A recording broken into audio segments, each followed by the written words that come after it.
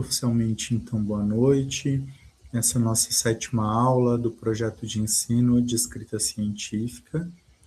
Como em toda aula, eu vou dar uns minutinhos para que as pessoas vão chegando, né? Comecem a se ambientarem e aí, na sequência, a gente já começa, seguindo a nossa prática de toda a aula. Então, para quem já está online, já tem uma boa noite antes, né? Fica o meu boa noite de novo, agora gravado. E Débora, Sandra, se vocês tiverem algo que vocês queiram colocar sobre as aulas anteriores, alguma dúvida que vocês queiram trazer, vocês já podem aproveitar esse momento antes da gente começar efetivamente a falar do conteúdo de hoje, para colocarem algum ponto que depois eu possa abordar na aula ou que eu posso eventualmente já responder agora. Te aproveito então esses minutos iniciais para isso. Algumas de vocês quer colocar alguma coisa, trazer um exemplo ou falar se está tentando desenvolver as coisas que a gente tem discutido aqui, se está funcionando, fiquem à vontade.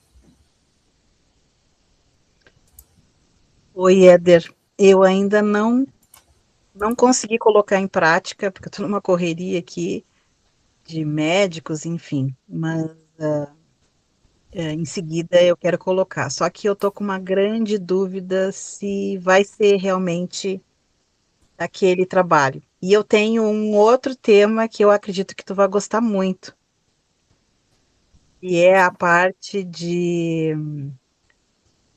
da culinária de matriz africana. Ah, que legal. Então, eu estou assim um pouco em dúvida se eu vou fazer. Até tenho que conversar com a minha professora também, com a minha orientadora, para ver o que que ela acha, né? Porque depois eu comecei a me inteirar mais e estou participando de cursos também dentro dessa área, Uhum. e me chamou muito a atenção, né, de fazer algo dentro dessa. Hoje está muito não vou dizer que seja moda, mas está muito, como é que eu vou te dizer, que expressão eu vou usar? Bom, no momento não sei, mas hoje a culinária de matriz africana, ela está sendo muito bem vista, né? Tanto que está tendo, ou já, não, acho que foi esse fim de semana, em Camaçari, na Bahia, um roteiro sobre o dendê, né? Então tem muita coisa assim sendo vista agora no momento, né? E é de muito interesse, eu acredito que bastante interesse. Então, eu estou balançada se eu vou fazer um ou outro, né? Mas o que especificamente você pensou como problema, assim, Sandra? Porque pensar a culinária de matriz afro-brasileira e africana é um tema, né? Mas o que você pretende pesquisar? Ou você não chegou nessa parte ainda de do que pesquisar a partir do tema? Você está no primeiro passo.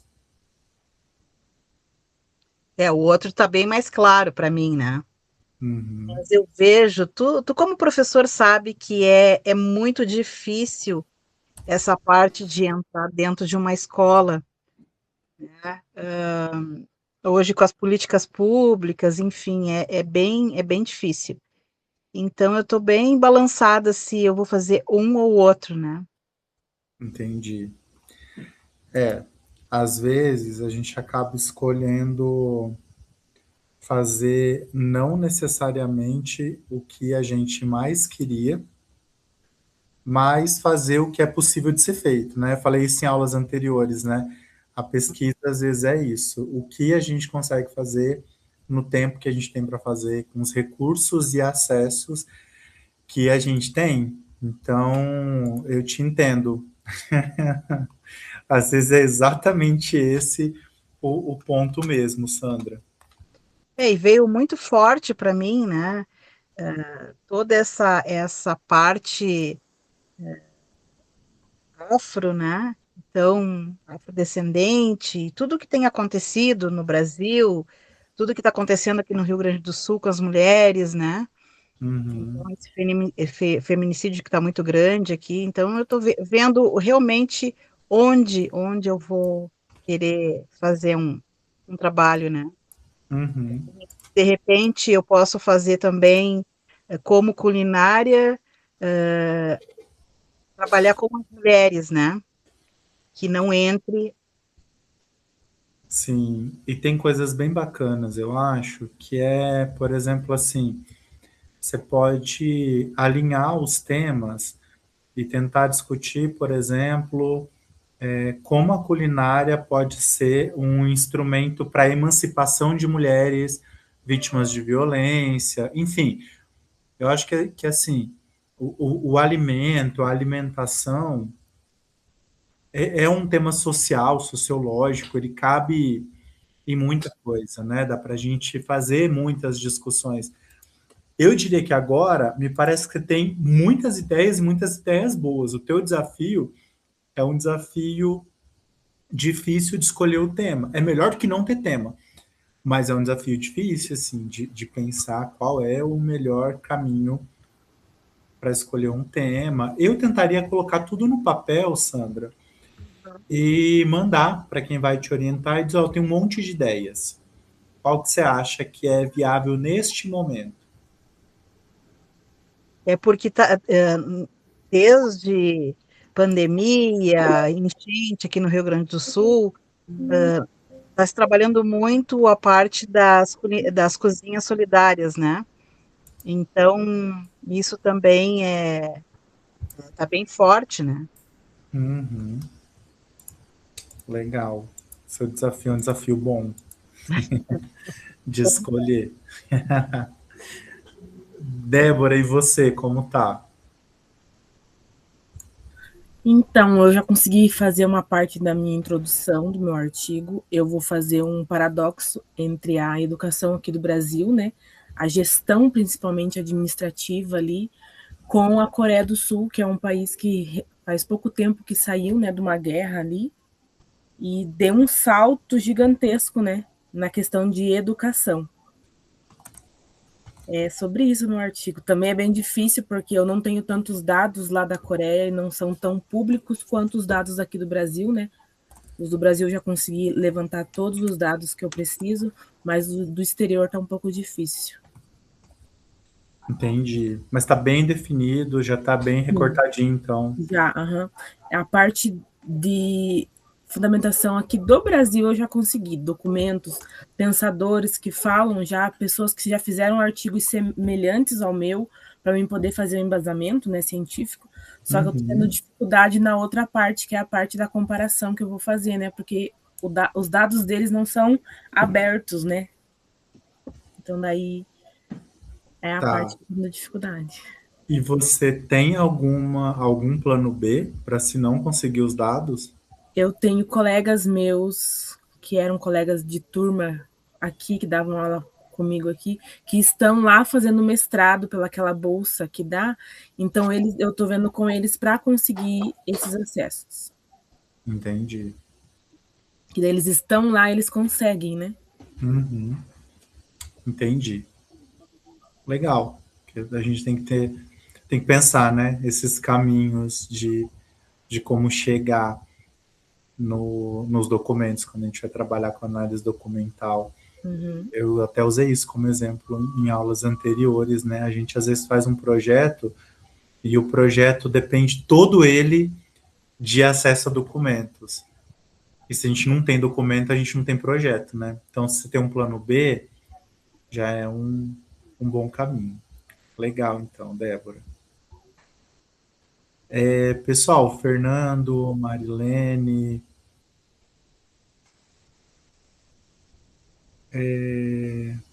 a aula está sendo gravada. Marilene se perguntou no chat, né?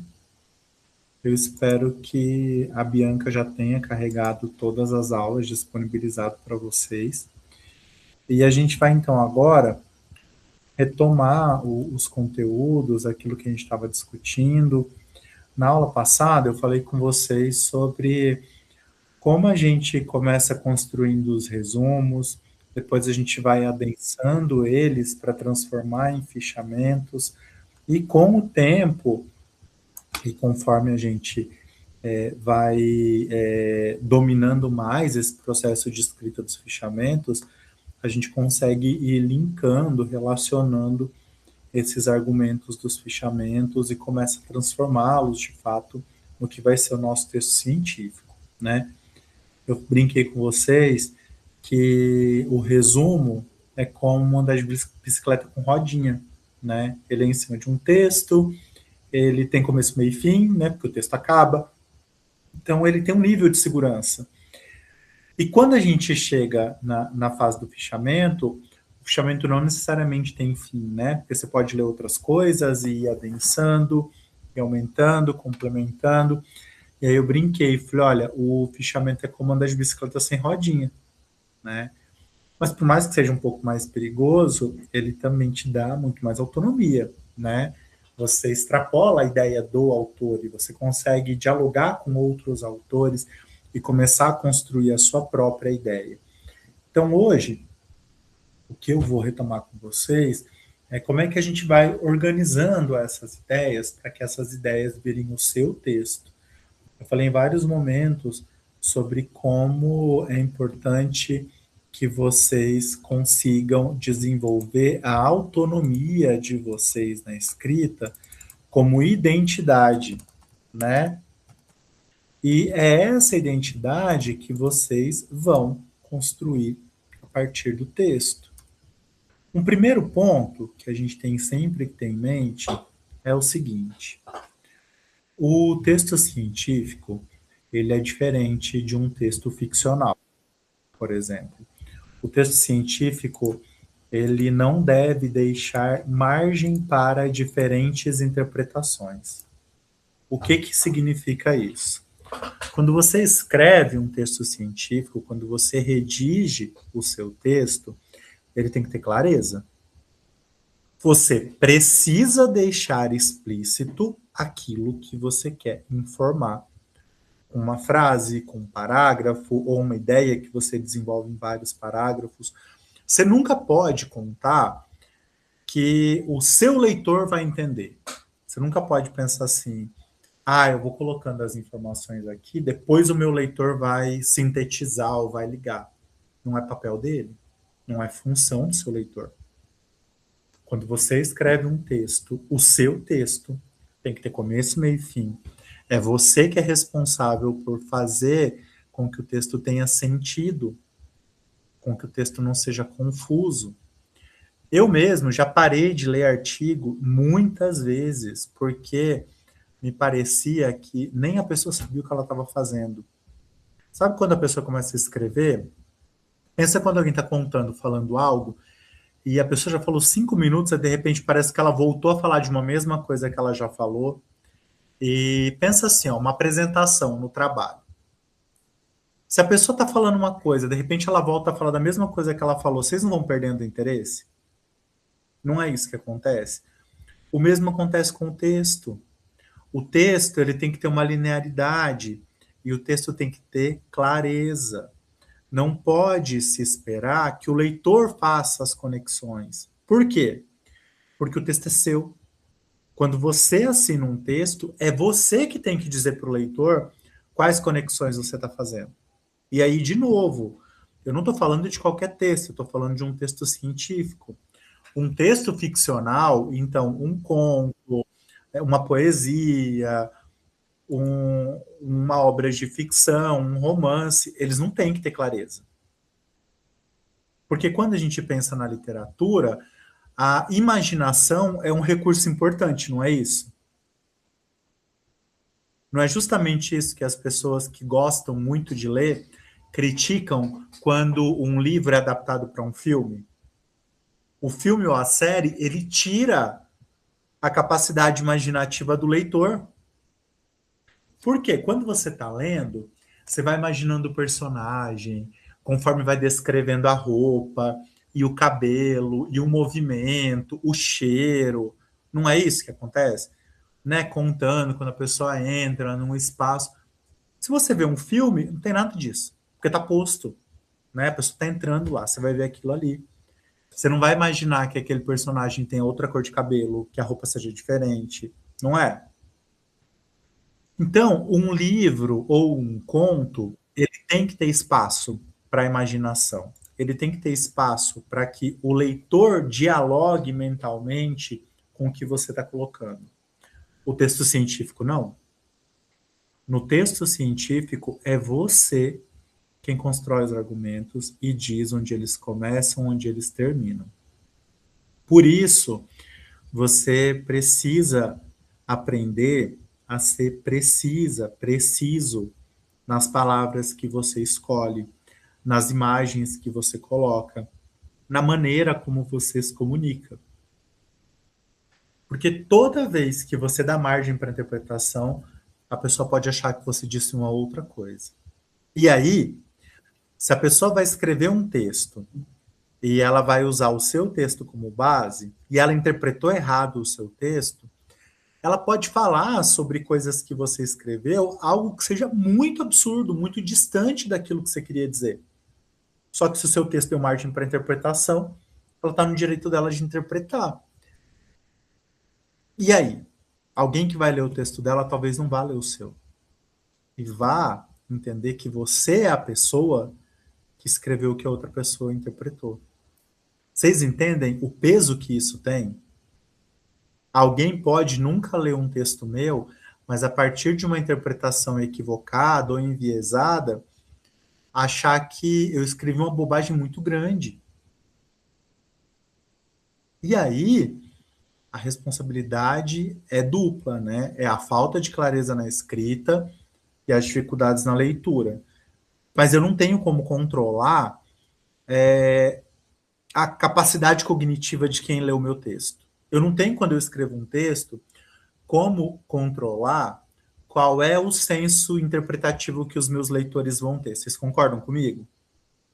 Sobre o que é que eu tenho controle? Sobre o que eu escrevo. Sobre a clareza do meu raciocínio. Sobre o quanto o meu argumento ele é detalhado, ele é descritivo, ele é analítico, ele realmente diz o que eu queria dizer. É só sobre isso que eu tenho controle. Eu falei isso para vocês numa das aulas anteriores. Depois que a gente, por exemplo, quando publica um texto numa revista, manda um texto para um evento, a gente não tem mais controle sobre o texto. Porque ele fica público para sempre, né, com a internet. Então, qual é o limite do nosso controle? O que eu escrevo. Então, a gente precisa ter muito carinho, muito cuidado, muita atenção no nosso processo de escrita. Tá bem? Pensem bastante nisso, em como vocês constroem o texto. Tem um ponto que faz com que muitas vezes a gente fique em dúvida. Será que eu estou conseguindo? Será que eu estou passando a ideia? Será que eu estou, de fato, dizendo o que na minha cabeça eu estou dizendo? Isso sempre vai acontecer, tá? Vai acontecer com vocês começando, como acontece comigo que escrevo faz um tempo, como acontece com outras pessoas que também já estão acostumadas a produzir textos. Qual é o caminho? Primeiro, escrita é exercício. Quanto mais a gente escreve, melhor a gente pode escrever. Todo feedback ajuda. Então, quando você tem um orientador que te passa coisas para corrigir, corrija. Veja com atenção o que foi dito para você. Depois, quando você mandar um trabalho para uma revista, a revista te devolver com correções, faça o mesmo. Aprenda, de fato, com esse processo. E na última aula, eu vou falar como é que a gente pode fazer o uso de inteligência artificial para nos ajudar a ter um pouco mais de garantia sobre aquilo que a gente está escrevendo. Veja, não é a IA escrever pela gente. Porque isso é muito problemático e terrível. Terrível, terrível, terrível. E facilmente perceptível, inclusive, por nós professores. Mas tem maneiras de você usar a tecnologia para te ajudar. E a gente vai focar nisso na nossa última aula. Por hora, o que é importante? Primeiro, né, retomando para a gente avançar. Clareza e precisão em cada parágrafo do seu texto, em cada argumento que você constrói. Dito isso, a gente precisa pensar o encadeamento das ideias do texto. O que é o encadeamento das ideias? É fazer com que essas ideias não sejam soltas. Fazer com que essas ideias, elas sequencialmente façam sentido. Não é isso? Quando a gente lê um texto, a gente perde o interesse se ele não fizer sentido. Isso vale para um filme, vale para uma novela, vale para uma história que alguém pode estar te contando, né? Se a gente não entende, se a gente não vê sentido naquilo, a gente abandona.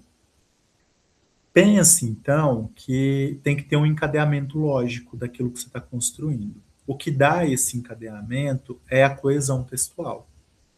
A coesão é o que faz com que o seu texto, as suas ideias, elas vão se costurando, vão se amarrando.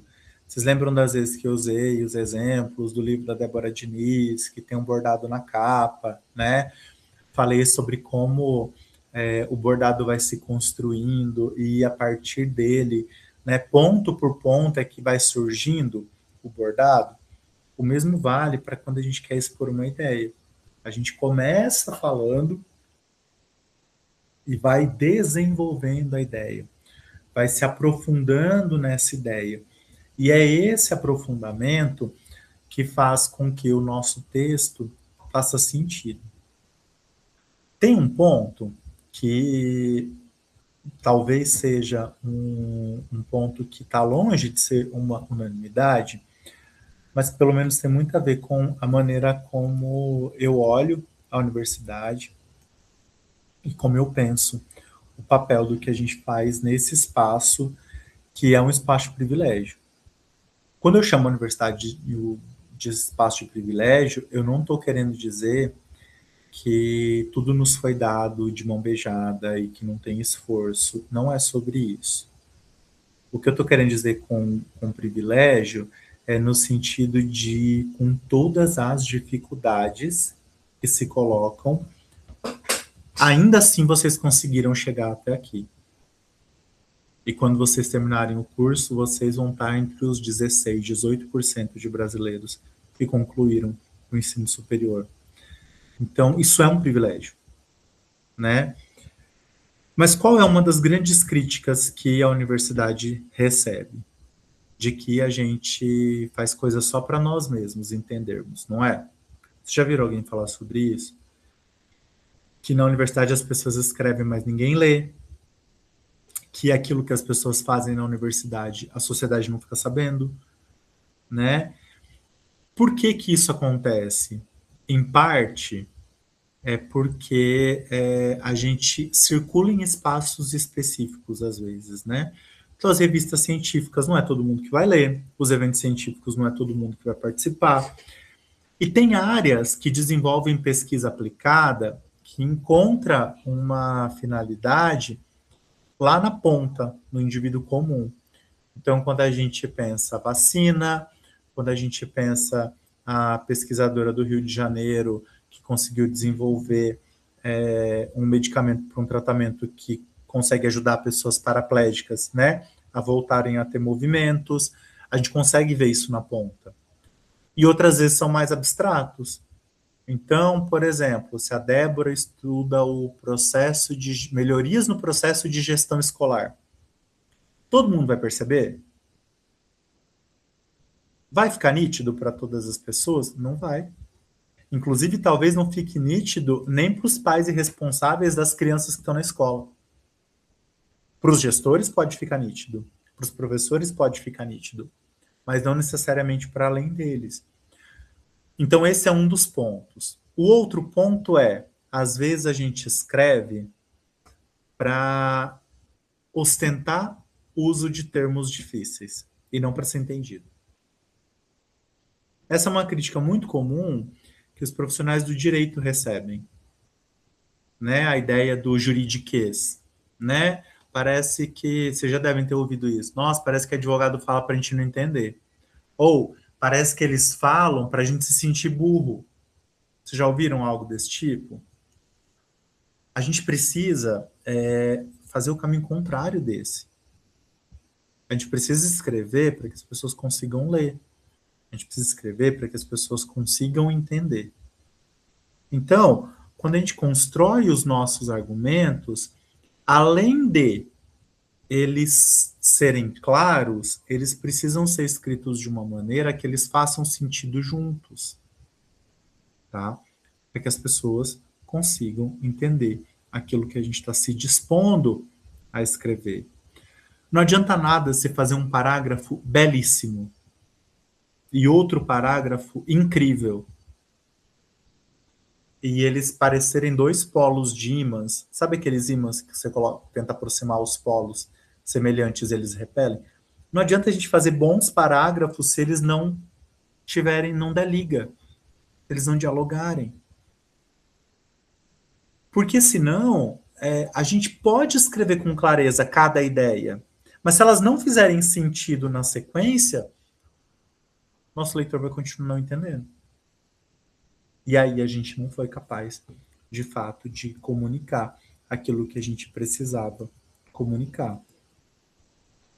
Nesse sentido, então, a gente precisa escrever o texto de um jeito que ele vá dialogando com o leitor e que ele vá percebendo como esse texto faz sentido nesses diálogos. Então, uma forma muito simples a gente fazer isso por exemplo, vocês já devem ter lido o texto que fazem isso. A pessoa está lá discutindo um contexto e ela diz assim: conforme o que foi discutido até aqui, e aí ela faz uma síntese. Vocês já leram algo desse tipo? Né? A pessoa está dizendo para você, aqui eu não vou apresentar uma coisa nova, eu vou resumir o que eu falei até aqui. Ou, quando ela está conversando sobre algo e diz assim, isso é importante para tal, tal e tal coisa. Porém, esse é o assunto da próxima sessão desse texto. O que ela está dizendo? E essa é uma estratégia bem legal. É uma estratégia de amarrar o teu leitor. Se ele chegou até ali, ele está interessado no seu texto. E aí, se você já conta para ele o que vem depois, ele vai ler o seu texto de uma maneira interessada, pensando no que ele vai receber na sequência.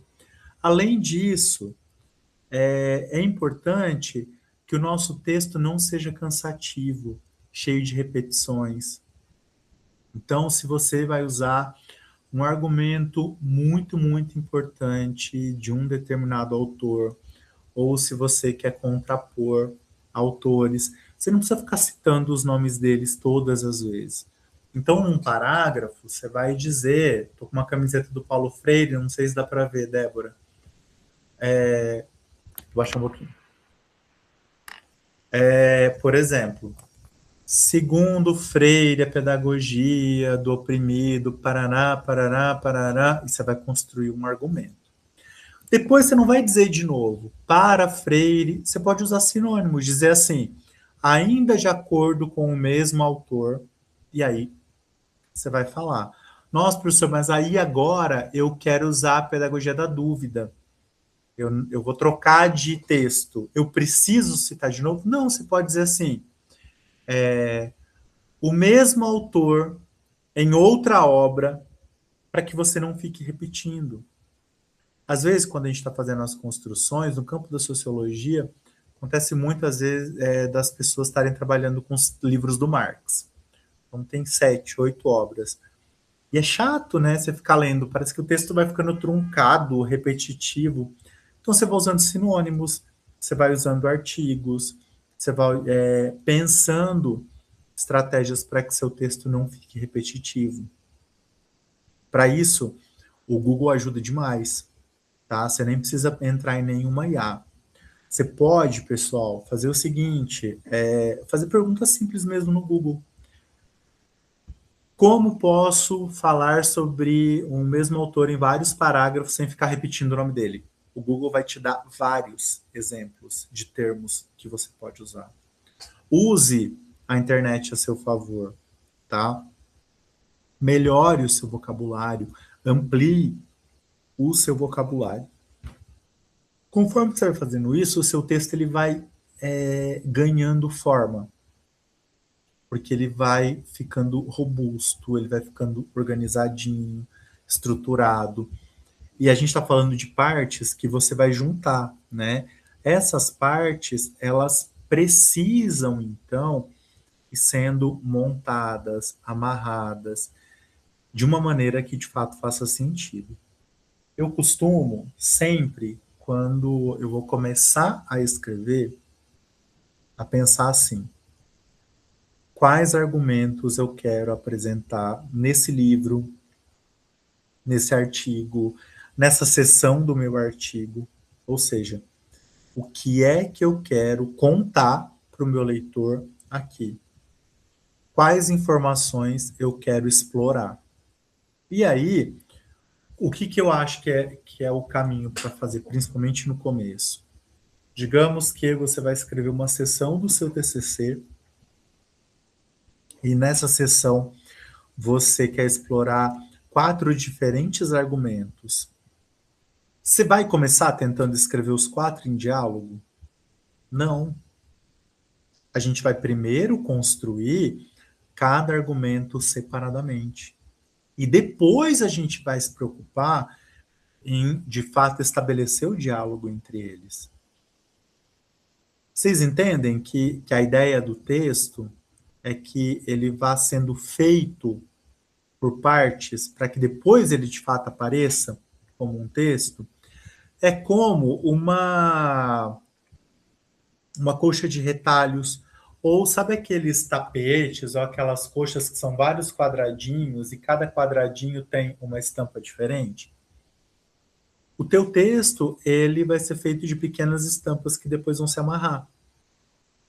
Essa é a lógica de como é que você constrói o texto, como é que você organiza as suas ideias em um texto, para que essas ideias depois façam sentido de uma maneira conjunta.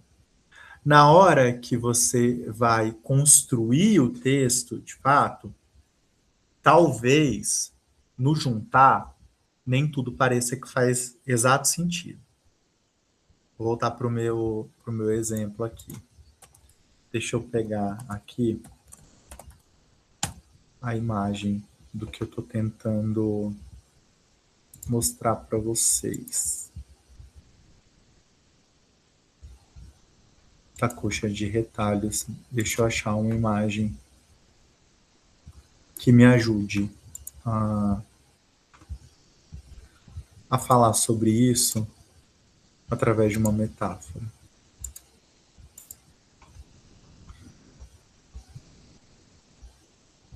Ignorem o fato de que é um negócio de uma loja, tá? Vocês estão conseguindo ver a colcha, né? Vocês estão vendo que ela tem um monte de diferentes partes? Vocês estão conseguindo ver? Alguém me... Beleza, obrigado. A colcha de retalhos, ela tem um monte de partes. Nesse caso, elas foram recortadas e costuradas. Tem aquelas que tem os bordados, que são feitas de tricô. Um monte de possibilidades, né? Quando a gente tenta, a gente não, quando sei costurar, né? Mas quando alguém tenta costurar uma colcha de retalhos como essa, será que de primeira é só ir juntando um retalho no outro? Ou na hora de juntar tem algum que vai estar torto, tem algum que vai precisar de um ajuste, de um corte, algum que não vai dar certo e vai ter que ser redimensionado? O que vocês acham? Vocês acham que vai dar certo de primeiro ou que talvez tenha que mexer em alguma coisa?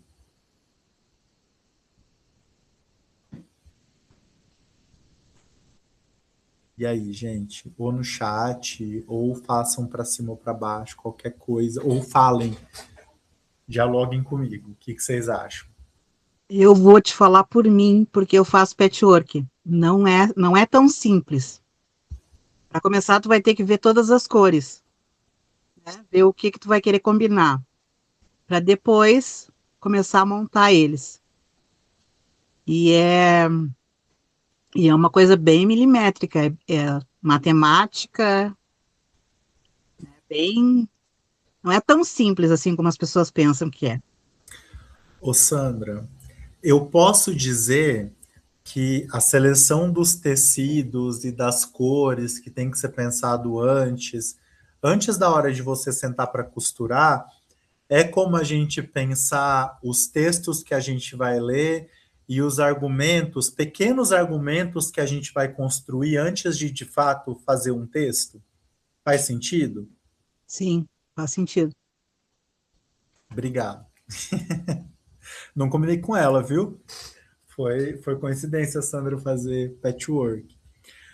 Mas o que é a ideia de mostrar a coxa de retalhos, pessoal? É vocês pensarem que a gente faz ajustes. E no texto a gente faz ajustes. E não é que você faz ajuste porque é o teu primeiro, ou segundo, ou terceiro texto. Toda vez que a gente escreve, e a gente vai primeiro pensando ideias para depois articular, não necessariamente na hora de articular tudo vai encaixar facilmente, tá? É muito mais comum que a gente continue tendo que fazer os ajustes. Não sei se com a Sandra acontece, mas imagino que sim, mesmo ela fazendo patchwork há algum tempo e fazendo várias coisas, ainda assim, se ela começa um novo projeto, pode ser que na hora da mão na massa ela tenha que fazer algum tipo de ajuste. Isso vale para tudo.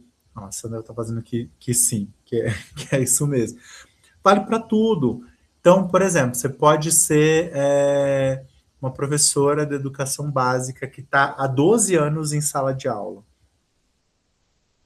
As mesmas atividades funcionam para todas as turmas? Não funcionam, né, Débora? Às vezes, a mesma atividade não funciona, o mesmo tipo de atividade não funciona duas vezes para a mesma turma, não é, Débora?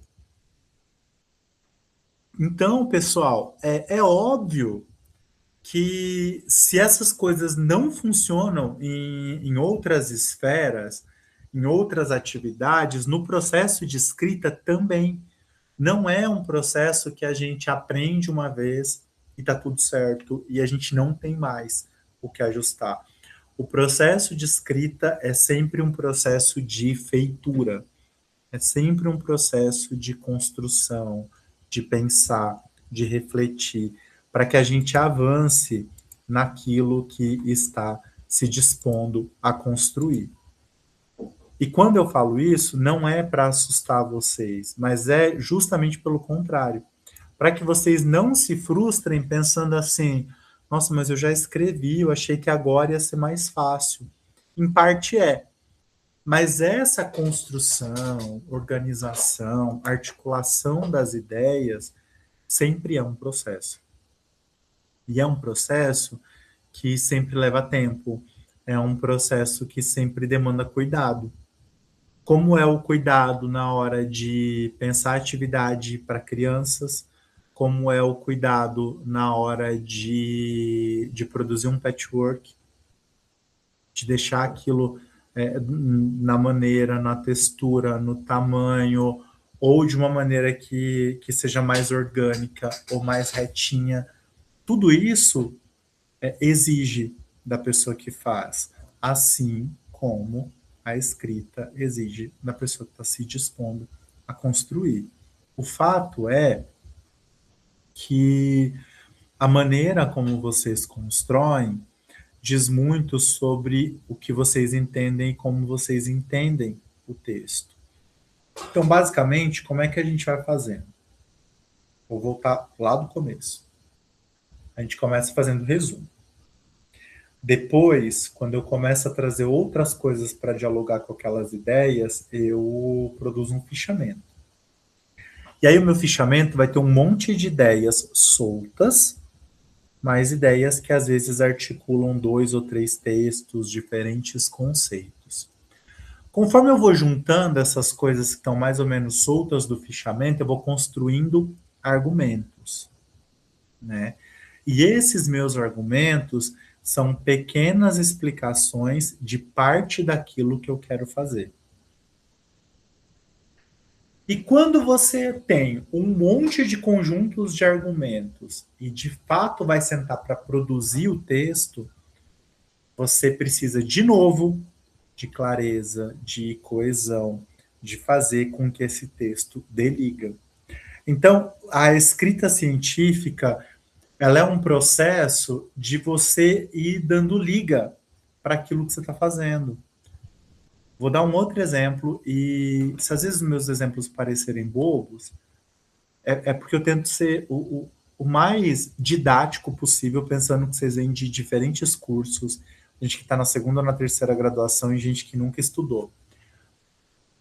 Quando você está fazendo uma massa, e você está lá preparando uma massa de pizza, por exemplo. Você já colocou o ovo, você colocou a farinha, aí você coloca um tanto de água. Se a tua massa ficar muito mole, você vai ter que pôr mais farinha. Se a tua massa ficar muito seca, você vai ter que pôr mais água. E você vai mexendo com os ingredientes até chegar no ponto que a sua massa dê liga, não é? Quando a gente pensa um molho, quando a gente pensa o tempero, eu gosto muito de cozinhar. Então, eu gosto de misturar temperos. Então, uma coisa um pouco cítrica, com um tempero que dê cheiro, usar, às vezes, um tempero com ervas, e aí não carregar tanto no sal, porque eu quero que aquilo destaque. Esses tipos de ajustes que a gente faz na vida, a gente também faz no texto. A gente vai montando e moldando o texto até ele ficar, como eu costumo brincar, do nosso gosto. Então, como um prato, né? O texto tem que primeiro ficar do nosso gosto. Porque ele precisa primeiro fazer sentido para a gente. E, de novo, o texto tem que fazer sentido para mim, porque depois que ele ficar público, aquele texto vai ser uma forma das pessoas me conhecerem em qualquer lugar onde elas leiam. Então, tem que fazer sentido para vocês. E conforme vocês vão construindo essas amarrações, o que começou como uma ideia, depois um parágrafo, depois um argumento que juntou vários parágrafos, vai virar uma parte do texto, e todas essas partes vão virar o seu texto como um todo. Todo esse processo de ir aumentando o bolo do seu texto, ele tem que fazer sentido para você. E ele tem que ter aqueles elementos de clareza que eu mencionei antes, para que ele faça sentido não só para você, mas também para outras pessoas. Pense como essas conexões vão se construindo no texto que você está escrevendo, tá? Além disso, quando a gente para ler um texto, o ideal é que esse texto tenha divisões, para que a gente consiga ter respiros durante a leitura. Vocês já ouviram falar sobre isso? Sobre cursos sobre textos que tem algum tipo de respiro? O que é um respiro? É uma pausa. Não uma pausa de um parágrafo, mas uma pausa de uma seção para outra do texto. Por que é importante que o texto tenha pausas? Porque aí, quando você está lendo, você consegue parar. Poxa, eu li essa seção. A próxima seção tem 5 páginas. Eu vou fazer um suco, porque está muito quente. E aí eu volto e leio. Hoje, à tarde, eu estava lendo um livro de um sociólogo chamado Michel Foucault, que tinha um capítulo que tinha mais de 60 páginas. E super complexo o livro. Vocês imaginam pegar um texto de 60 páginas sem pausas, sem sessões para ler? Não seria terrível? Não é o caso, tá? O texto dele tem várias sessões, assim, então é um texto que tem quebras, onde a gente consegue parar, fazer uma síntese, pensar um pouco sobre aquilo para depois retomar. O seu texto também precisa dessas pausas, porque isso também faz diferença para quem está lendo. E não só para quem está lendo. Quando eu vou avaliar um texto, uma das coisas que eu penso, a partir da estrutura do texto, é o quanto o aluno de fato entendeu sobre aquilo. Como assim, professor? Se eu pego um texto que tem lá, às vezes, um TCC, que o referencial teórico está todinho numa única sessão, não tem nenhuma divisão. O aluno escreveu 10 páginas. Só que eu, olhando para o texto, eu percebo que essas 10 páginas falam sobre temas diferentes e o aluno não fez a devida conexão entre esses temas, o que eu consigo entender? Não necessariamente o aluno, de fato, entendeu como esses temas são diversos e separados e como eles se conectam. Faz sentido para vocês o que eu estou falando? Se quando a pessoa escreve, ela não percebe as mudanças de tema dentro do texto, então ela não tem tanto domínio assim sobre o que ela está escrevendo. É importante que o texto tenha quebras, que o texto tenha seções onde cada título, de fato, sirva para falar sobre aquilo que está no seu título. Vocês já começaram a ler alguma coisa e, de repente, vocês ficaram com uma sensação do tipo, meu Deus, mas parece que eu comecei a ler outra coisa. Não era isso aqui que estava lá atrás. Ou, nossa, mas nada a ver com o título. Às vezes vocês vão pegar uma coisa para ler e vão ficar assim, cara, o título fala que é uma coisa, isso aqui não é não. Tem uma outra discussão acontecendo aqui, que não é o que aparece no título. E quando acontece, o que a gente pensa? Nossa, o autor viajou. Nossa, que título ruim. Será que o autor não pensou melhor no título? De novo, né? A gente lê o texto e pensa sobre a pessoa que escreveu. Então é importante que a divisão estrutural do texto seja uma divisão que, de fato, mostre para o seu leitor que você sabe o que você está fazendo e que você tenha noção de como você está construindo o seu texto, construindo a sua argumentação, tá? Esse é um ponto que às vezes gera insegurança, gera um pouco de medo, né? De, nossa, será que eu realmente sei o melhor jeito de separar? Será que vai ter lógica o meu texto conforme eu fizer essas divisões? De novo, né? Nenhum professor espera que de primeira vocês construam o texto incrivelmente adequado e com todas as divisões certinhas. Tem dois caminhos para isso. Ou quem te orienta passa previamente uma divisão de sessões e te diz o que você tem que fazer e sobre o que você precisa escrever em cada uma. Ou depois que seu texto, ou durante o processo de escrita do seu texto, você e quem te orienta vão construir essa percepção das divisões, de como separar. Não tem um caminho que é melhor, tá? Não tem um caminho para dizer, nossa, se fizer assim vai dar certo. Eu falo que as orientações, elas funcionam de acordo com as relações que orientador e orientando estabelecem. Que é igual o exemplo que eu dei de sala de aula, né, Débora?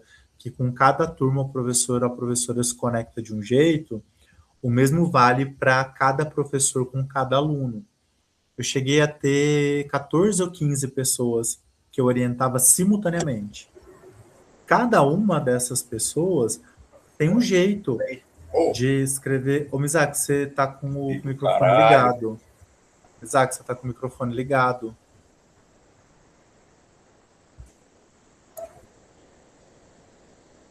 Pronto. Então, cada pessoa tem um jeito de escrever e um jeito de pensar sobre o seu texto. O ideal é que você consiga ir encontrando o seu jeito junto com quem te orienta, até que você tenha autonomia para saber qual é a tua identidade de escrita, a tua forma de pensar a sua escrita. Tá bem? Pessoal, até o momento, vocês têm dúvidas? Alguém quer colocar um exemplo, quer dividir alguma dificuldade ou A Isadora que está fazendo a síntese. Isadora, se você quiser trazer algum exemplo do seu processo de escrita, fique à vontade também. Vou deixar o microfone para vocês enquanto eu tomo uma água aqui, gente.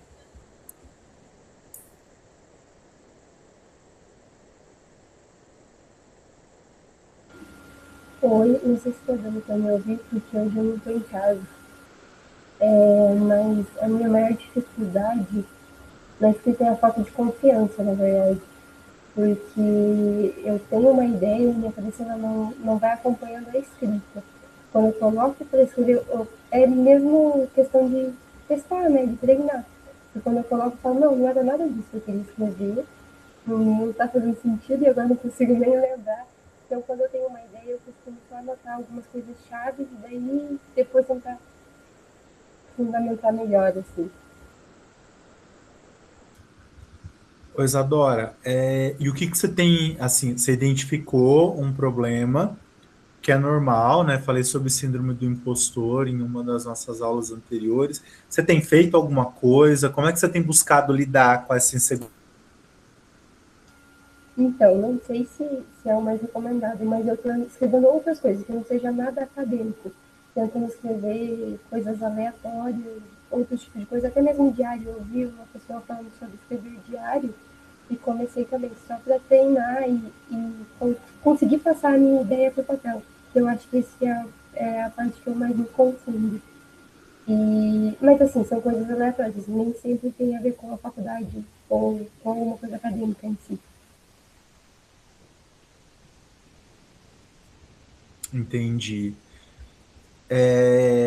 Acho que tem uma coisa que você falou que é bem bacana, assim, né?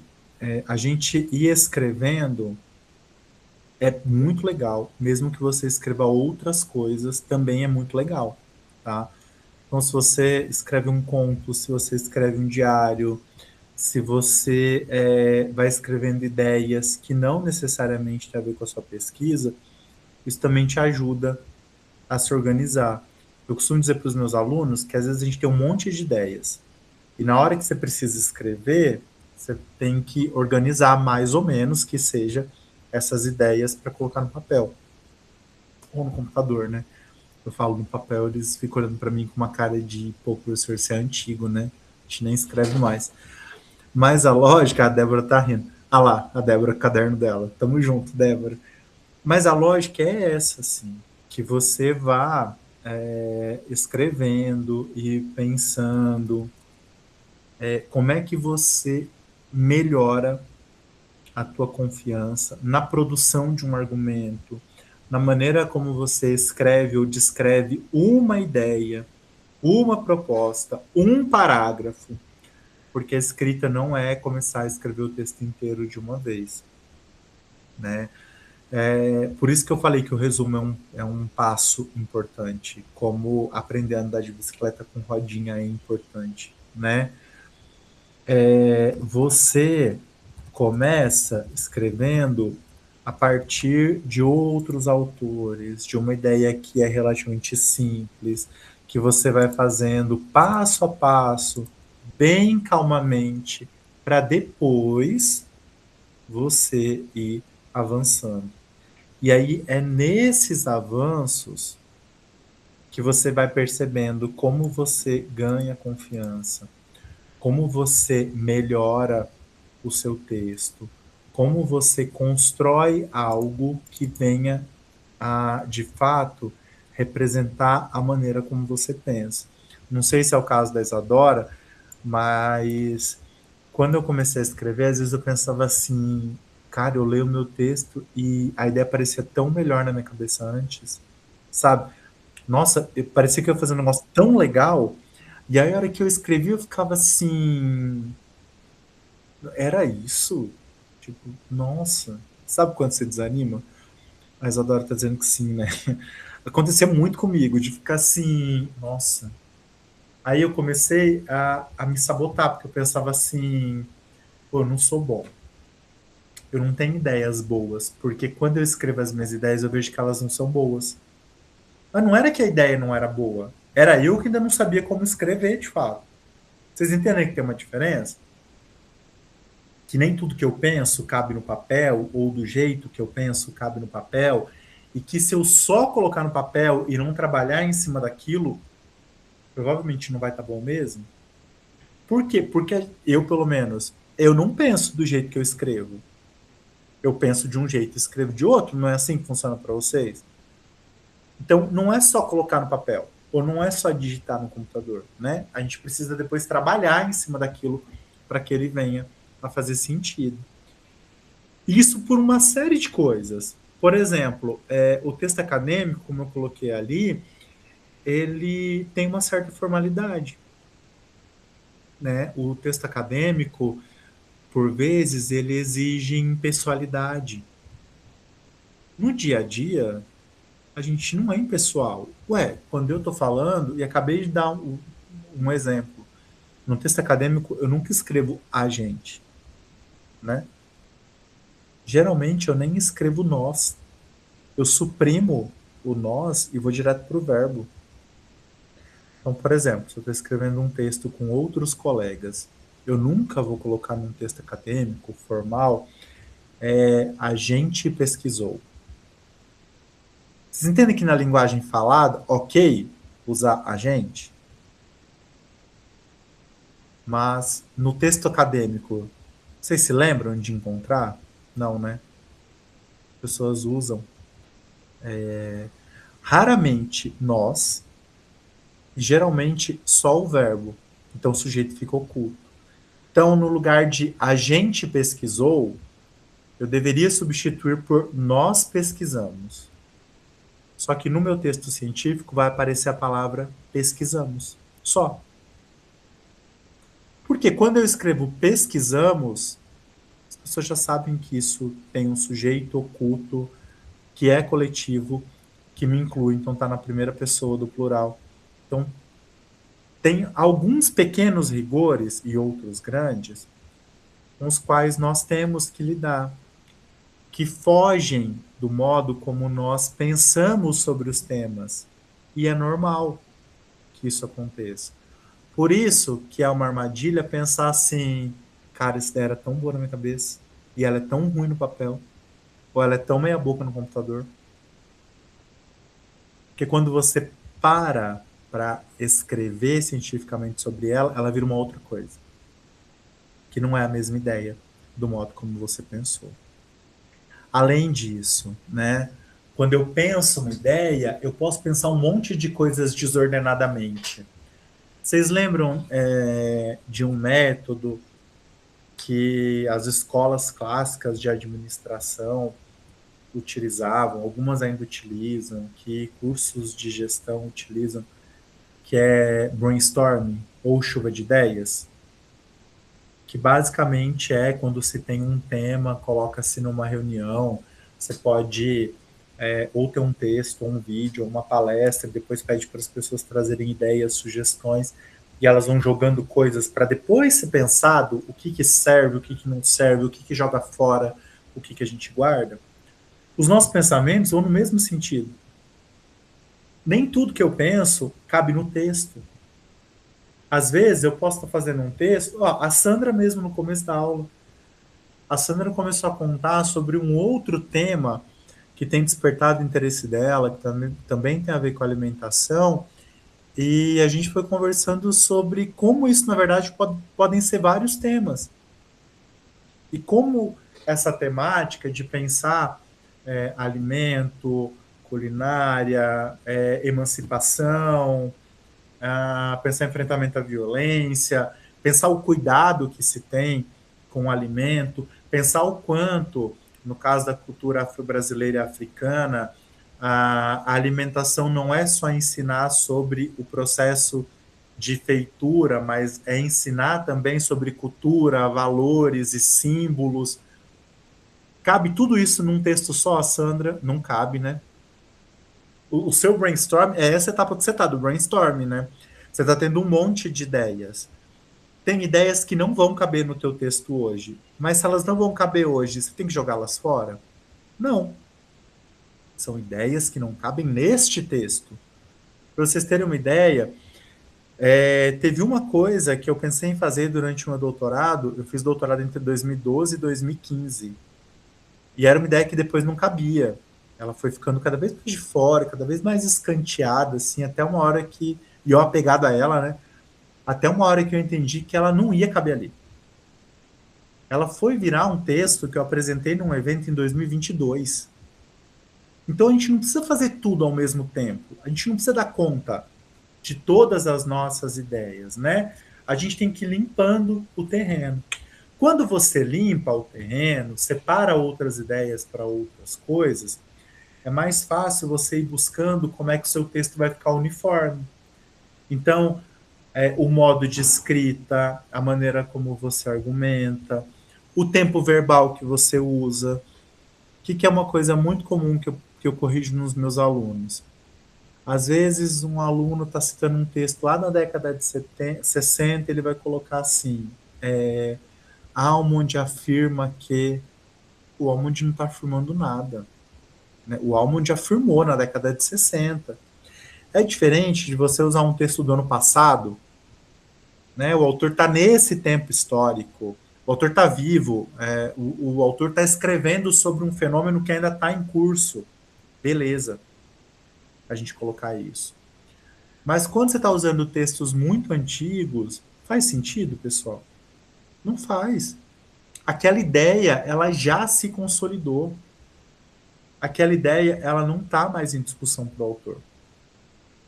Então, o tempo verbal é importante. Você se atentar para a autoria dos textos. Então, quando tem um autor só, quando tem mais de um autor, pelo amor de qualquer coisa que vocês acreditem, prestem atenção quando é autor, quando é autora, porque se tem uma coisa que é muito triste de ler, é alguém escrever a partir de algo que uma mulher escreveu e dizer o pesquisador, o autor, o estudioso. E é muito triste, pessoal, porque a ciência em si, por séculos, ela só foi feita por homens, pensando homens, só os homens estudavam. E às vezes, sem querer, a nossa língua também invisibiliza o feminino, né? Se a gente não presta atenção, a gente contribui para invisibilizar. E é terrível. Não estou falando que a gente faz por mal, mas é terrível. Porque, por natureza, quando vocês leem assim, Saviani explica que... É muito mais comum a gente pensar que Saviani seja um homem do que uma mulher, não é? Então, se quando eu tenho a chance de, com um artigo, com um pronome, de qualquer maneira, evidenciar quando eu estou falando de uma mulher, de uma autora, de uma pesquisadora, por que não fazê-lo? Isso também confere identidade para o seu texto. Eu tenho orientado os meus alunos, minhas alunas, a toda vez que eles mencionarem no texto deles autoras pela primeira vez, eles colocarem o nome completo. Para ficar evidente no texto, quando é uma mulher. Então, eles estão lá escrevendo e eles vão colocar algo do tipo Flávia Biroli e Miguel. Beleza. Já está posto que Miguel é um homem. Porque só o sobrenome é automático as pessoas pensarem num homem. Mas está lá mencionado que Biroli é uma mulher, é a Flávia. Então, a gente precisa ir dando a nossa identidade para o texto. Quando você consegue deixar o seu texto a partir de um tema, uma ideia que você quer construir, você consegue também fazendo esses pequenos ajustes que conferem essa identidade para o texto, que fazem com que o seu texto também fique com cara de seu, quando você olha para essas partes. Por isso que eu coloquei ali, ó, que o estilo do autor deve equilibrar gramática formal com marcas próprias de autoria. Vocês, obrigatoriamente, têm que ter noções básicas de escrita, de ortografia, de pontuação, tá? Para escrever um texto, ou pagarem para alguém fazer essa correção. Se vocês só fizerem isso e não se preocuparem em nada que fale algo sobre vocês, como essa questão de mencionar autoras pelo primeiro nome, que é uma coisa que eu gosto, não obrigo, mas sugiro que os meus orientandos façam, o seu texto fica certo, ele não está errado. Se você fizer um texto gramaticalmente perfeito e não imprimir nenhuma marca sua no texto. Mas dependendo da marca, você pode imprimir, você pode levar a tua identidade para o texto. E a gente nunca começa um texto com a identidade pronta. Ela vai se forjando ao longo do tempo.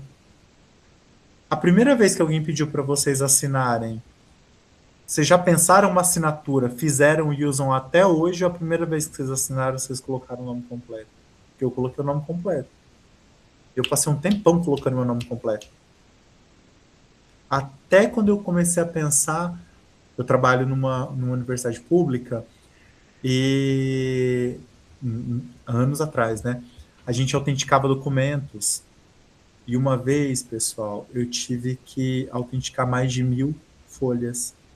Nesse dia, eu parei para pensar, antes de começar, que eu precisava de uma assinatura que fosse mais rápida do que eu escrever meu nome inteiro toda vez. Porque até eu escrever Édria Rodrigo Jimenez, eu demorar uma vida inteira para autenticar tudo aquilo. Então, às vezes, o texto de vocês vai ganhar identidade porque vocês pensaram e construíram, e às vezes é porque teve uma pressão externa. A minha assinatura veio por uma pressão externa de muita coisa para autenticar. Às vezes a pressão externa é o teu orientador, ou é alguém que avalia o teu texto dizendo assim, onde é que a Sandra tá no texto? Eu não consegui ver a Débora. Faltou 1 ou 2 parágrafos em que você falasse de uma forma mais pessoal. São formas diferentes de ajudar a gente a construir a nossa identidade enquanto autor, autora. E ok, isso vai se forjando conforme a gente escreve. Ainda, vocês se lembram, para quem estava aqui na primeira aula, que eu disse o seguinte: texto científico não é espaço para opinião. Não é uma feira livre. Não é sentar no boteco com os amigos para tomar uma cerveja e falar sobre coisas aleatórias. Texto científico não é terra de ninguém. Não é para escrever sobre qualquer coisa, não é para falar de qualquer jeito. Do mesmo jeito que o texto não é para eu falar sobre o que eu gosto, ou sobre o que eu acredito, ou sobre o que eu penso, mas é para eu desenvolver um argumento a partir de uma fundamentação, o modo como eu escrevo também não pode ser como eu converso com os meus amigos, ou como eu me comporto, ou eu me comunico se eu estou no boteco sentado tomando uma cerveja e comendo um espetinho. Então, expressões vulgares, gíria, algo que seja muito coloquial, gerúndios, não usem, não vamos estar usando gerúndios. Pessoal, é terrível pegar um texto para corrigir, a pessoa coloca 3 verbos onde cabia 1. Percebam esse exemplo. Não utilize gerúndio. 1 verbo, utilize. Não vamos estar utilizando gerúndio. 3 verbos. Não fica terrível? Não.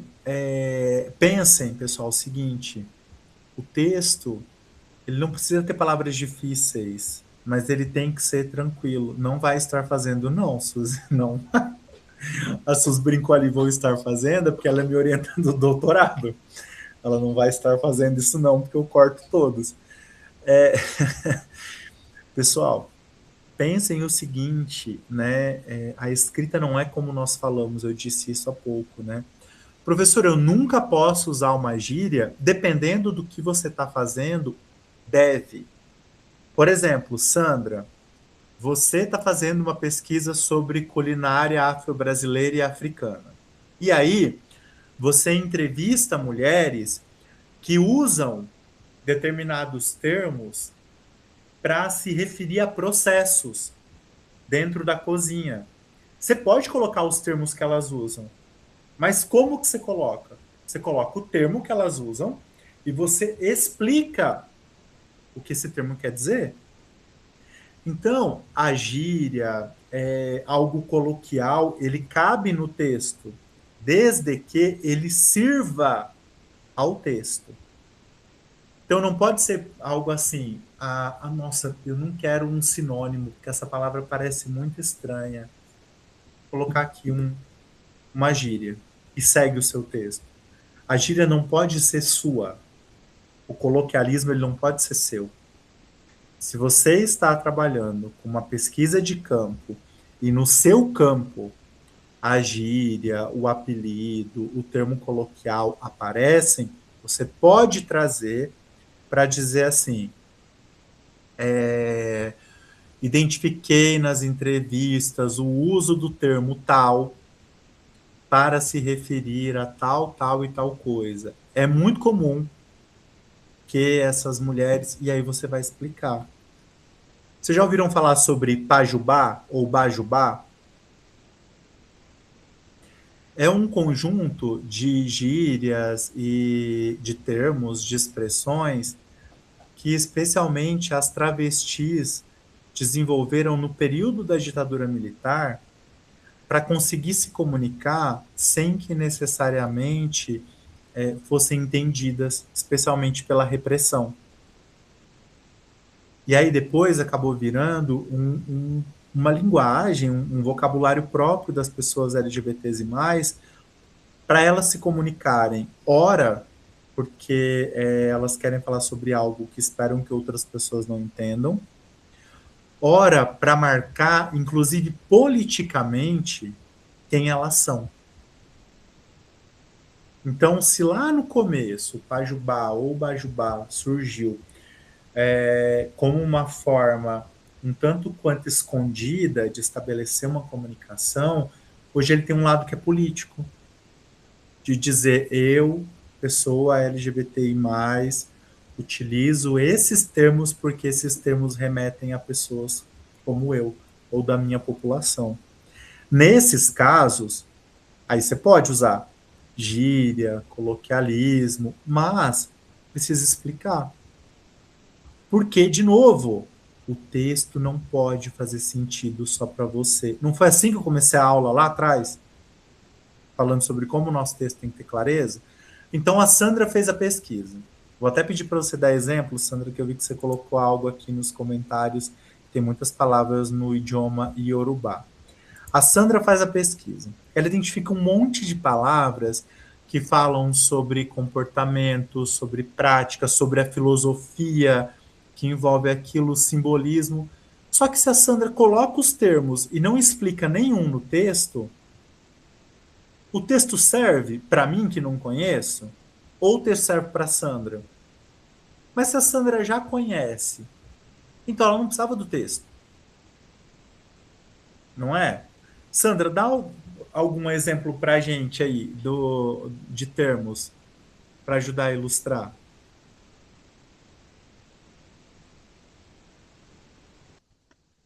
Tem tanta coisa, o idioma é muito lindo, sabe? Sim, lembrar alguma coisa agora? Qualquer Iabá, coisa, uma, duas Iabá. palavras. Iabá quer dizer mulher. Deixa eu ver outro. Tem muita coisa. Agora tu me pegou. Você lembra, depois coloca no chat. Então, alguma coisa que você lembra. Agora eu vou fazer um curso que se chama Teologia da Alimentação, que entra a parte de matriz africana. Legal. Então, provavelmente você vai incrementar ainda mais o teu vocabulário. Isso é muito bacana. Tem que lembrar só de quando você usar isso no texto, você evidenciar, né, para quem é um leitor, o que aquilo significa. Em alguma medida, é a mesma coisa que a gente faz, por exemplo, quando traz um termo em inglês ou traz um conceito num texto nosso. Você precisa explicar, você precisa dizer o que aquilo significa. Bom, a gente vai retomar na próxima aula, mas muito rapidamente eu queria, já encaminhando para os últimos 15 minutos de aula, sinalizar algumas coisas. Primeiro, um texto a gente às vezes pensa assim, nossa, como é que eu começo, como é que eu desenho, o que que eu escrevo? Existe uma estrutura básica de produção de texto, tá? Então, assim, vai funcionar. Se você olhar para a estrutura, pensar o modo de produzir a sua pesquisa, ela vai funcionar. Se você pensar a lógica de construção do texto, de discussão, o texto vai acontecer. A gente vai falar de novo e com mais detalhamento na próxima aula sobre a estrutura do texto. Um ponto que a gente nunca pode perder de vista. O texto, à exceção de uma tese de doutorado, por exemplo, onde o autor tem que propor algo que de fato seja novo, já falei disso algumas vezes, ele mostra a robustez dele, ele mostra a qualidade dele quando você expõe as fontes que você utilizou. Né? Usar discursos, argumentos, ideias, conceitos de outros autores dão credibilidade ao que você está construindo. Nossa, professor, então quer dizer que eu, João, não tenho nada para dizer, que tudo que eu disser é porque o Weber, ou o Foucault, ou o Agamben disseram. João, talvez no segundo ano da faculdade você realmente ainda não tenha nada cientificamente para dizer. Então, para você começar a falar algo que está passando pela sua cabeça, você tem que dizer a partir de quais autores você construiu o seu argumento. Essa é a lógica, tá? A gente vai sempre fundamentar. Eu defendi meu doutorado tem pouco mais de 10 anos. Eu continuo lendo e eu continuo citando autores, eu continuo referenciando, porque o conhecimento que eu produzo, ele não é fruto daquilo que vem na minha cabeça na hora que eu acordo. Ele é fruto de como eu leio, de como eu interpreto o mundo, de como eu percebo fenômenos e processos sociais e políticos. E isso acontece também a partir do meu diálogo, ou falando ou lendo outras fontes. Tá? Reforçando, vocês vão usar citações diretas, citações indiretas. Vocês vão, então, construir o texto de vocês, alternando entre o autor diretamente e o autor interpretado por vocês. Reforçando, não tem uma regra para uso de citação direta e indireta, mas eu diria o seguinte: quanto mais citações diretas, menos você aparece no texto. A citação direta é um momento em que a única coisa que eu sei sobre você é que você selecionou aquele trecho e achou ele importante. Mas é quando você escreve com as suas palavras que eu consigo entender o que você achou importante do texto, como você interpretou e como essa ideia se liga a outra ideia que você também está expondo. Vocês percebem? A gente, às vezes, valoriza muito a citação direta. As palavras do autor. Mas vocês percebem como a citação indireta tem muito mais riqueza para quem está lendo, para quem está avaliando o texto? Porque é nela que eu conheço vocês. Que eu conheço a capacidade de interpretação de vocês. Que eu conheço a capacidade de construção de argumento de vocês. Então tem muita coisa numa citação indireta. Usem muito. Usem muito mais do que as citações diretas, tá? Isso é uma dica. Não é uma obrigação. Não está em nenhuma norma. Mas a minha dica é: usem muito mais citação indireta do que citação direta, tá? Outras dicas. Não construam parágrafos gigantescos. Evitem usar termos clichês. Evitem ficar usando os mesmos termos. Como, por exemplo, começar vários parágrafos com nesse sentido. Ou ficar usando por um lado, por outro lado. Aí depois por um lado, por outro lado. e pensem o tamanho de cada ideia, o tamanho de cada frase e o uso de vírgula e ponto. A pontuação é extremamente importante para a nossa capacidade de interpretar um texto. Professor, mas como que eu vou saber se meu texto está bom? Pessoal, eu costumo dizer o seguinte: tem um exercício que parece quase bobo. Talvez alguém até ache que é bobo. Mas eu ainda defendo isso. Que é o exercício de leitura do texto. Ah, mas eu leio meu texto. Leitura em voz alta. Leitura em voz alta, mas não fazer aquela leitura louca, correndo. Ó, vou dar um exemplo para vocês. Eu estou aqui com um livro de fundamentos históricos da educação no Brasil. Então eu vou pegar aqui um parágrafo e vou ler assim, ó. É importante esclarecer que esse movimento universal em favor de instrução popular desencadeado pelos países europeus e pelos Estados Unidos, com desdobramentos das novas repúblicas da América Latina, resultou na intervenção do Estado na criação da escola primária de ensino obrigatório, laico e gratuito para todas as classes na organização dos sistemas nacionais de ensino em diversos países. Vocês entenderam? Eu também não. Por quê? Porque eu não estou lendo para entender. Eu estou lendo para vencer o texto. Está errado. Quando eu pego um texto para ler, eu tenho que ler respeitando a pontuação do texto. Façam esse exercício com o texto de vocês. Então, é importante esclarecer que esse movimento universal em favor da instrução popular, desencadeado pelos países europeus e pelos Estados Unidos, com desdobramentos nas novas repúblicas da América Latina, resultou na intervenção do Estado na criação da escola primária de ensino obrigatório, laico e gratuito para todas as classes e na organização dos sistemas nacionais de ensino em diversos países. Agora dá para a gente entender alguma coisa, né? O modelo de educação e de organização da educação que a gente tem no Brasil e na América Latina foi baseado nos modelos europeu e estadunidense. A partir dele se pensou o ensino obrigatório, laico e gratuito, ou seja, ofertado pelo Estado. Eu peguei esse livro hoje e abri numa página aleatória. Eu não tinha lido esse parágrafo que eu li junto com vocês. Na primeira vez que eu li, rápido, não entendi nada. Na segunda vez que eu li calmamente, respeitando a pontuação que tem no texto, eu consegui tirar algumas informações desse texto.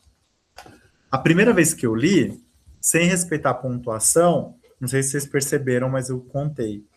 Me faltou o fôlego 2 vezes. Se vocês pararem para ler o texto de vocês em voz alta e faltar o fôlego, está faltando pontuação. Nenhuma ideia é tão incrivelmente grande que vai ocupar 7 linhas. 100 pontos, 100 vírgula, quebra a tua ideia em frases menores. Tá? Busque fazer com que nas frases menores a gente consiga entender o texto. A minha tese de doutorado tinha 240 páginas e eu li ela em voz alta inteirinha. Lógico que não foi num dia só. Eu ia lendo e do jeito que eu estava lendo, às vezes eu li um negócio, a hora que eu terminava sem fôlego, eu pensava assim, tá faltando vírgula. Daí eu lia de novo com a caneta e eu marcava o lugar onde eu tinha que pôr a vírgula. Vale o mesmo para o texto de vocês. E você não precisa ter o texto inteirinho escrito, com 12, 15, 20 páginas. Nossa, eu escrevi uma seção, tá com 3 páginas. Lê, corrige. Porque se você ajustar uma seção, quando você for escrever a próxima, você já vai ter outra noção do uso das vírgulas e dos pontos, entende? A gente vai melhorando ao longo do processo, e é importante que vocês confiem no processo para que, de fato, vocês consigam melhorar. tá bem? E aí, uma última coisa que eu queria falar para vocês nessa nossa aula de hoje, e como a gente já está quase acabando, enquanto eu falo, se tiverem dúvidas ou quiserem fazer comentários, ou pedir que vocês ergam a mão, ou coloquem no chat, e também que a nossa Isadora, que está logada ali como Centro de Cidadania e Ação Social, ela me sinalize se tem recado hoje, se quer dizer alguma coisa, tá, Isadora? A última coisa que eu quero falar para vocês hoje. Pensem que o texto, ele nunca vai estar completamente pronto. E tudo bem. Tudo bem assim. Não precisa ser qualquer coisa, né? Eu fiz, tá bom. E nunca revisar. Mas vai chegar uma hora que tem o limite do tempo, ou o limite do prazo. A professora Suzy, por exemplo, quando chegou o momento da defesa do mestrado dela, dava para fazer mais coisas. Se a gente fosse olhar e falar assim, quero fazer, mas tinha o prazo, e aí? Precisa? Ou é suficiente para o mestrado e dá para fazer depois? É suficiente, então fecha o texto. Não significa que hoje ela vai ler e pensar, nossa, minha dissertação está perfeita.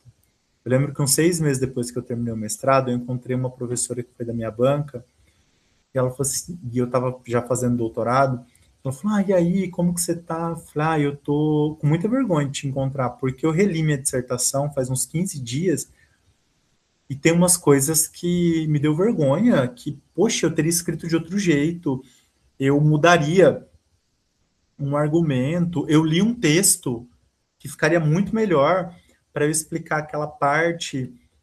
E aí ela, com muita gentileza e delicadeza, olhou para mim e falou assim, que bom, significa que você continua aprendendo. O seu texto, ele nunca está completamente pronto. Porque quando você lê outra coisa, você vai pensar em como aquela coisa caberia no seu texto. Vocês lembram quando eu dei o exemplo da folha em branco?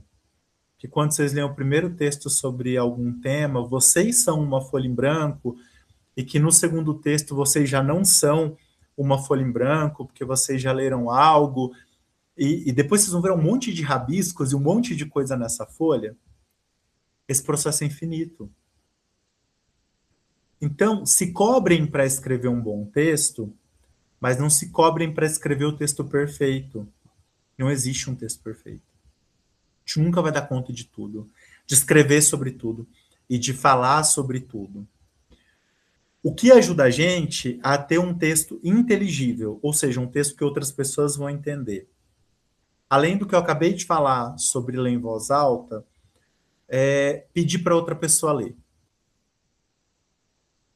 Quando outra pessoa que está longe das vozes da sua cabeça lê o seu texto e entende, significa que você está conseguindo transmitir a ideia.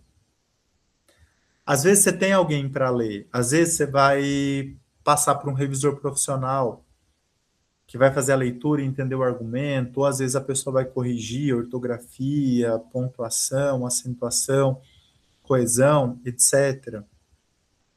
Mas tente deixar o seu texto o melhor possível no tempo que você tem. Um bom TCC é um TCC apresentado e aprovado. Ele não tem que ser incrível, maravilhoso, perfeito. Porque se você não terminar ele e não apresentar ele, ninguém nunca vai saber se ele poderia ter sido incrível, maravilhoso, perfeito. Façam o melhor trabalho possível no tempo que vocês tiverem para fazer esse trabalho e depois melhorem para outros trabalhos, para outras escritas que vocês venham a fazer, tá? Na última aula, eu vou mostrar um pouquinho para vocês também que a gente pode usar IA para nos ajudar a olhar a pontuação, a acentuação. Então, assim, tem coisas que a gente já consegue otimizar, mas ainda a maioria desse processo é um processo manual e tem que ser um processo que a gente, de fato, passa, construa. Tá bem? Ninguém levantou a mão, nenhum de vocês e nem a Isadora. Então, vou entender que ninguém tem recado, ninguém tem dúvida. Pode falar. Eu tenho um recadinho rápido, posso? Pode falar. Aqui. Eu vou pedir para compartilhar a tela. Posso compartilhar aqui? Lógico, já tirei a minha. Certo. Então, enquanto eu vou abrindo aqui, pessoal, boa noite. Meu nome é Isadora, eu sou mediadora aqui do CCAS. Vou usar esses últimos minutinhos, vai ser bem rapidinho, prometo, só para compartilhar com vocês. Eu acho que eu não vou conseguir compartilhar aqui, que está aberto em outro navegador. Pronto, mas vai sem compartilhar a tela mesmo. Sim, é só mesmo para reforçar dois avisos. O primeiro é sobre o prazo de término das atividades 1 e 2. Né? O prazo para realização era do dia 19 de janeiro, e termina agora no dia 24/3. Então, só para reforçar, para não deixar de última hora, né, para não deixar de fazer, para isso não prejudicar a nota final, até porque essas atividades são também uma preparação para a prova depois, né? Se alguém tiver alguma dificuldade em relação ao conteúdo, à funcionalidade da atividade, só sobe um pouquinho a página ali, vai naquele botão grandão amarelo que está lá, dizendo entrar em contato com a mediação, que a gente vai ajudar vocês, certo? Então, qualquer dúvida é só entrar em contato por lá. E o outro recado é sobre o plantão do coordenador. Eu acho que eu já apresentei ele aqui, né? Eu acho que já devem conhecer, mas o plantão com o coordenador é esse momento em que vocês podem conversar com o coordenador do curso de vocês, né? Vocês podem agendar esse momento pelo Flugo. Eu ia mostrar para vocês aqui o QR Code para poder fazer esse agendamento, mas como eu não consegui compartilhar aqui, eu vou só enviar aqui pelo chat mesmo o link. Então, entrando por ali, você pode agendar esse momento. E é isso. Obrigada, professor. Obrigado, Isadora. Pessoal, então essa era a aula de hoje. A gente tem mais 2 aulas ainda. Eu espero vocês na próxima quinta. E agradeço a presença de vocês, as participações, tá bem? Tchau, tchau, gente. Boa noite.